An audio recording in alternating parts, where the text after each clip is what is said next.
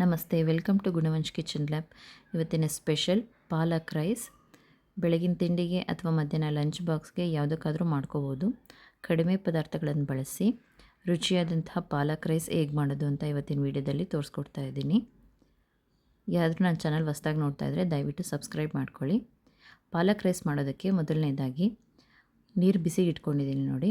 ನೀರು ಕಾದ್ಮೇಲೆ ಅದಕ್ಕೆ ಸ್ವಲ್ಪ ಉಪ್ಪು ಹಾಕಿ ತೊಳೆದಿಟ್ಕೊಂಡಿರುವಂತಹ ಪಾಲಕ್ ಸೊಪ್ಪನ್ನ ಹಾಕಿ ಬ್ಲ್ಯಾಂಚ್ ಮಾಡ್ಕೋಬೇಕು. ಸ್ವಲ್ಪ ಸಾಫ್ಟ್ ಆದರೆ ಸಾಕೋದು.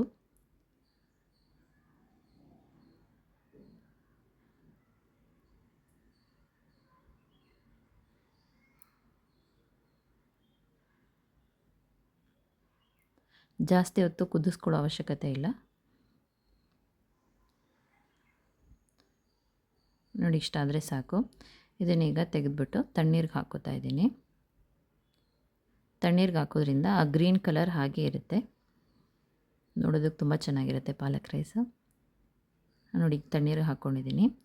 ಈಗ ಮೊದಲನೇದಾಗಿ ಒಂದು ಮಿಕ್ಸರ್ ಜಾರ್ ತೊಗೊಂಡು ಅದಕ್ಕೆ ನಾವು ಬ್ಲ್ಯಾಂಚ್ ಮಾಡಿ ಇಟ್ಕೊಂಡಿರುವಂತಹ ಪಾಲಕ್ ಹಾಕಿ ಅದಕ್ಕೆ ಸ್ವಲ್ಪ ಬೆಳ್ಳುಳ್ಳಿ, ಹಾಗೆ ಹಸಿ ಶುಂಠಿ, ಹಾಗೆ ಸ್ವಲ್ಪ ಕೊತ್ತಂಬರಿ ಸೊಪ್ಪು, ಹಾಗೆ ಹಸಿ ಮೆಣಸಿನ್ಕಾಯಿ, ಹಾಗೆ ಕಾಳು ಮೆಣಸು, ಹಾಗೆ ಜೀರಿಗೆ ಇಷ್ಟನ್ನು ಹಾಕಿ ನುಣ್ಣಗೆ ರುಬ್ಕೋತಾ ಇದ್ದೀನಿ ನೋಡಿ. ಈಗ ಪಾಲಕ್ ಪ್ಯೂರಿ ರೆಡಿ ಮಾಡ್ಕೊಂಡಿದ್ದೀನಿ ನೋಡಿ. ಈಗ ಒಂದು ಬಾಣಲೆ ಇಟ್ಕೊಂಡು ಇದಕ್ಕೆ ಸ್ವಲ್ಪ ಎಣ್ಣೆ ಹಾಕ್ಕೋಬೇಕು.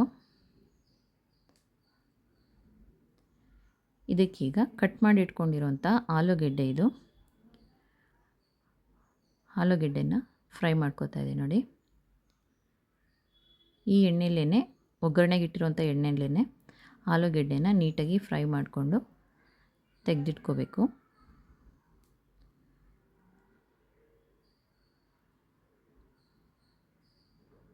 ನೋಡಿ, ಇದಾಗಿದೆ. ಈಗ ಇದನ್ನು ತೆಗೆದಿಟ್ಕೋತಾ ಇದ್ದೀನಿ. ಈಗ ಒಗ್ಗರಣೆಗೆ ಸ್ವಲ್ಪ ಜೀರಿಗೆ ಹಾಕಿ, ಹಾಗೆ ಇದಕ್ಕೆ ಸ್ವಲ್ಪ ಗೋಡಂಬಿ,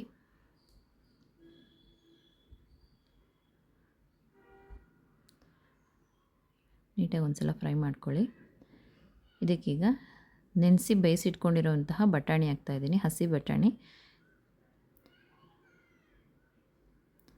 ನಿಮ್ಮ ಹತ್ರ ಫ್ರೆಶ್ ಬಟಾಣಿ ಇದ್ದರೆ ಅದನ್ನು ಹಾಕೋಬೋದು.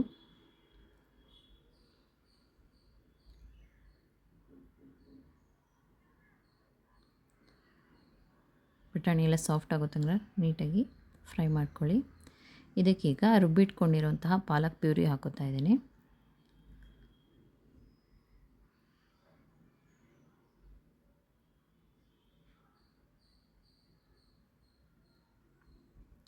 ಎಣ್ಣೆಯಲ್ಲಿ ನೀಟಾಗಿ ಶುಂಠಿ ಬೆಳ್ಳುಳ್ಳಿ ಅದು ಹಸಿ ವಾಸನೆ ಹೋಗೋ ತನಕ ನೀಟಾಗಿ ಕುದಿಸ್ಕೋಬೇಕು.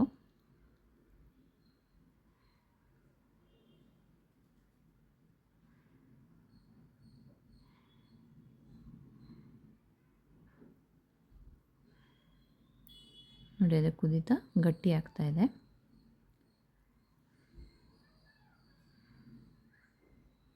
ಇದಕ್ಕೀಗ ಸ್ವಲ್ಪ ಗರಂ ಮಸಾಲ, ಹಾಗೆ ಅರ್ಶಿನದ ಪುಡಿ, ಹಾಗೆ ಸ್ವಲ್ಪ ಧನಿಯಾ ಪುಡಿ, ಇದು ಮೂರನ್ನು ಹಾಕ್ತಾಯಿದ್ದೀನಿ.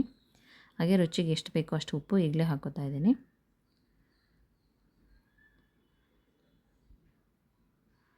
ಎಲ್ಲ ಪುಡಿಗಳನ್ನು ಹಾಕಿ ನೀಟಾಗಿ ಮಿಕ್ಸ್ ಮಾಡ್ಕೊಳ್ಳಿ.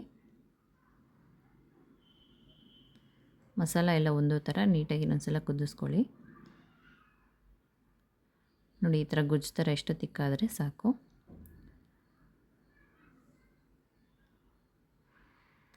ಇದಕ್ಕೀಗ ಮುಂಚೆನೇ ಉದ್ರುದ್ರಾಗಿ ಮಾಡಿಟ್ಕೊಂಡಿರೋಂಥ ಅನ್ನ ಹಾಕ್ತಾಯಿದ್ದೀನಿ ನೋಡಿ.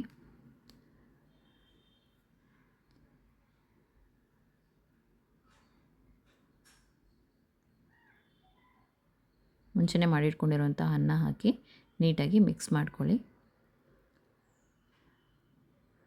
ನೋಡಿ, ಎಷ್ಟು ಕಲರ್ಫುಲ್ಲಾಗಿ ಕಾಣ್ತಾ ಇದೆ, ಹೆಲ್ದಿ ಕೂಡ, ಹಾಗೆ ಕಡಿಮೆ ಇಂಗ್ರೀಡಿಯೆಂಟ್ಸಲ್ಲಿ ಮಾಡಿರೋದು. ಇದಕ್ಕೆ ನೀವು ಬೇಕಂದರೆ ಮೇಲೆ ಸ್ವಲ್ಪ ನಿಂಬೆ ರಸನೂ ಹಾಕೋಬೋದು. ಈಗ ಫ್ರೈ ಮಾಡಿ ಇಟ್ಕೊಂಡಿರೋಂಥ ಆಲೂಗೆಡ್ಡೆನ ಹಾಕ್ತಾಯಿದೆ ನೋಡಿ.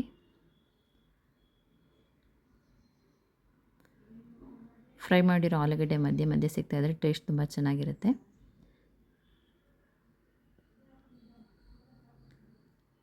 ಹಾಗಾದರೆ ಇವತ್ತಿನ ವಿಡಿಯೋ ನಿಮ್ಗೆ ಇಷ್ಟ ಆಯಿತು ಅನ್ಕೋತೀನಿ. Thank you for watching.